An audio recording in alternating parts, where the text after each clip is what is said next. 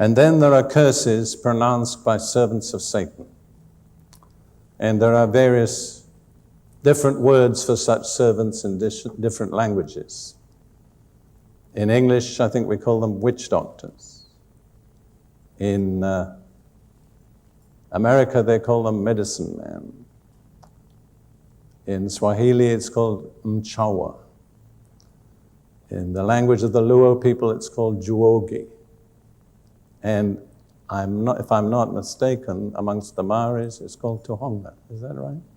It's the same thing in many different labels and guises. And I want to tell you very frankly, such men have real supernatural power. Don't underestimate it. Don't go, if you're going to be a missionary, to some tribal people and say, Satan isn't real, demons are not real, because they know much better than you do that they are. Your message is, Satan is real, but Jesus has more power. That they'll listen to, especially if you can demonstrate it. I think I must give one example. Again, it's from Zambia. And this is given us in writing by the man who was the witness of it. In an African Christian church, two elders fell out with one another. And this may seem strange to you, but it's quite common in Africa. The one elder went to the witch doctor to get him to put a curse on the other elder, okay? And when he did that, the witch doctor was very happy to oblige because it was a Christian, see? And this is what he did. He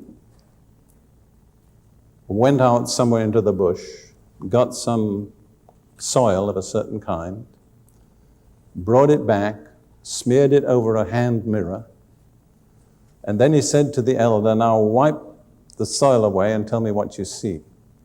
And he looked in the mirror and saw the face of the man on whom he wanted to curse in the mirror. Now the witch doctor said, take a knife and cut it through the mirror. And he did. And when he did that, blood appeared on the mirror. And when the elder returned, he discovered the other elder was dead. What would you call that, see? You couldn't call it murder.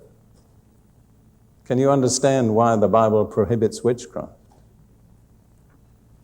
Now this story was given to me in perfect detail by a man who's a missionary, he's about 70 years old, been a missionary ever since his boyhood. So what I'm saying is, don't underestimate. That doesn't mean you have to be afraid. Jesus said, behold, I give to you authority over all the power of the enemy. He didn't say the enemy doesn't have power. He said, I'll give you authority over that power. That's the realistic approach. Let's look at one example in the Bible, Numbers, chapter 22, verses 4 through 6. This is the story of Balaam, Numbers 22, 4 through 6. The king of Moab sent for Balaam, who was a witch doctor, and a very powerful one, and a very famous one.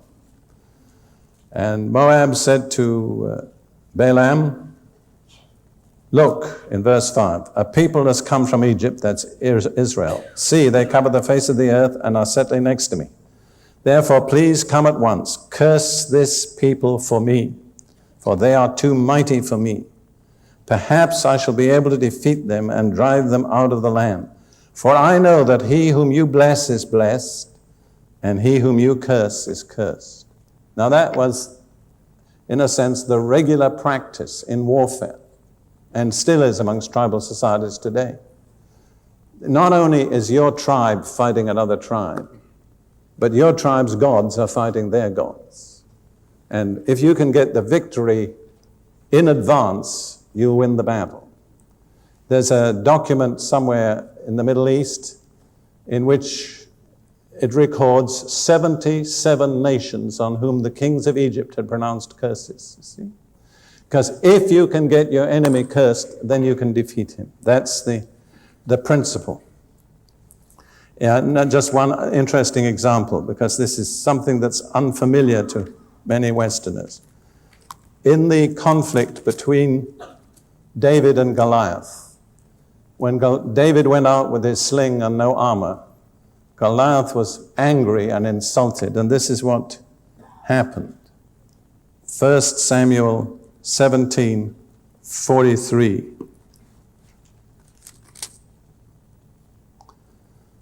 So the Philistine said to David, "Am I a dog that you come to me with sticks?"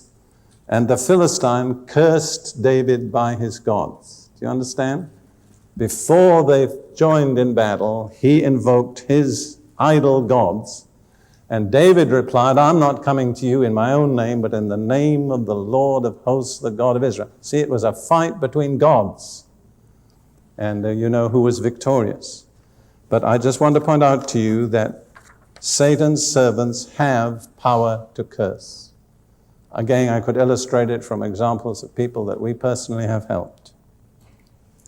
One final way in which a curse can come, stated in Deuteronomy 7 and verse 26.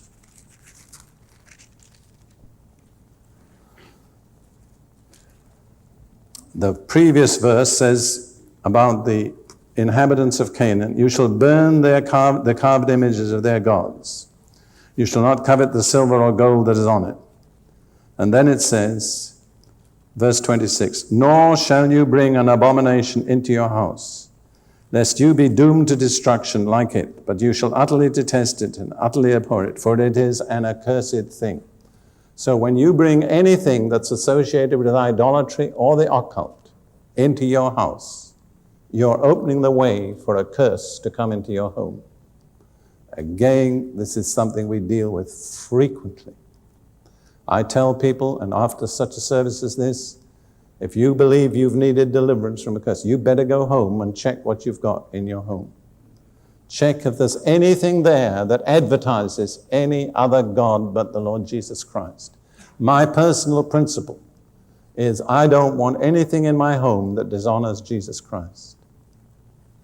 Because let me give one quick example. We often have cases where parents tell us that the children don't sleep well at night.